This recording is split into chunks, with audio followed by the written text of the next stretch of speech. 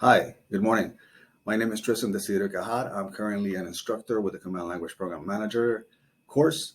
I was recruited here by Dr. Rayed Kasim a few months back, and I've had the opportunity to actually see tip to tail how this program works and how much goes into making a class happen, transforming individuals that have been assigned to the job of Command Language Program Manager by courses, by praxis, and by continued networking with them. Before we get into a little bit of all of that, I would like to introduce our chain of command. We have Dr. Rayed Kasim, our dean. We have Mr. Bill Al-Wahab, our associate dean. We have Mr. Joe Embler, retired major, Marine Corps. We have Sergeant First Class Stanley Bell, retired, Army.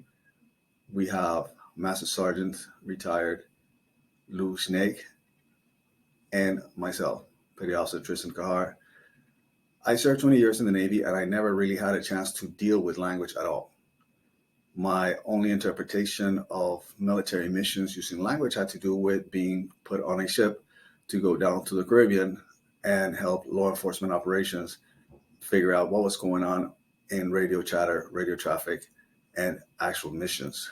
One of the highlights of one of those missions was the achievement of being able to interdict over 300 kilograms of cocaine in a single day. At that time, that was a big deal. But language played a big part, and I did not know that there was this whole structure around how people got trained, formally introduced into language training, and I had never heard of DLI until perhaps 2006. Let me just say that in 2007, I was hired here. So you can tell that I had this impetus that was in the background about what language was, being part of that process, and now at this juncture, being part of the Command Language Program, I am in a very unique eagle's eye position to see how the system works, the things that we do, how they affect language enabled units, and how commanders now can be spoken to with a very deep clarity as to what the mission is, how much are they responsible for the program, and how much their support really either brings the program up or their lack of attention to the program may just make the plant wither at the vine. So having said all of that, some of the points that I wanted to bring to the forefront are the following. As we're going through this process, is a constantly changing body of work, namely because we have had the opportunity, as I stated earlier, to have a natural chain of command arise in this office, which by work of trust, by work of military courtesy, and by work of DLI, Department of the Army Civilian Corps values, we have been able to come together as a tight unit that currently is attempting to streamline processes to make sure that linguists in the field receive the best and the most accurate information possible. To that effect, I will give you an overview of what it is that we do to provide those services.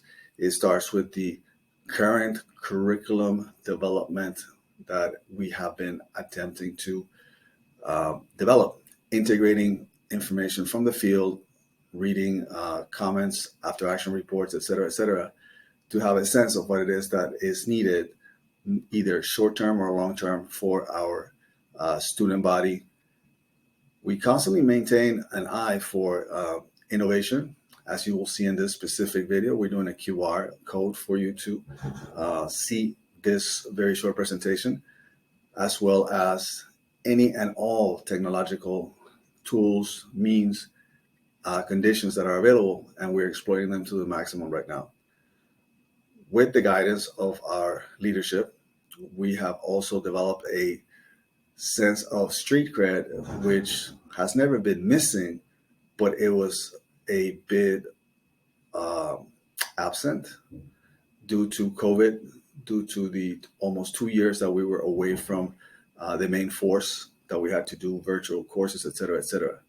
So, as I know you're going to be briefed regarding our operations by our dean, I would just like to point out a few things.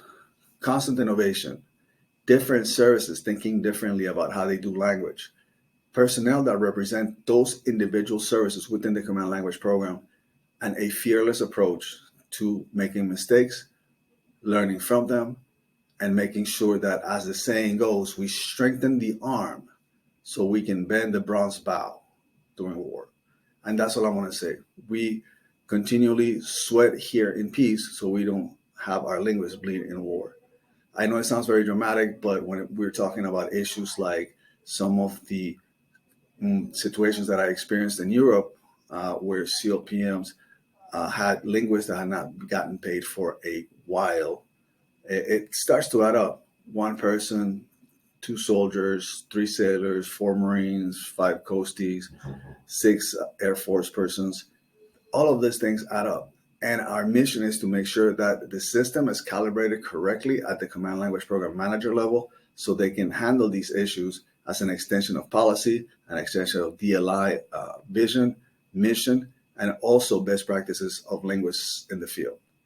To that effect, we will defer at this point to Dr. Kasim so he can further our conversation regarding this presentation for the command group. Thank you.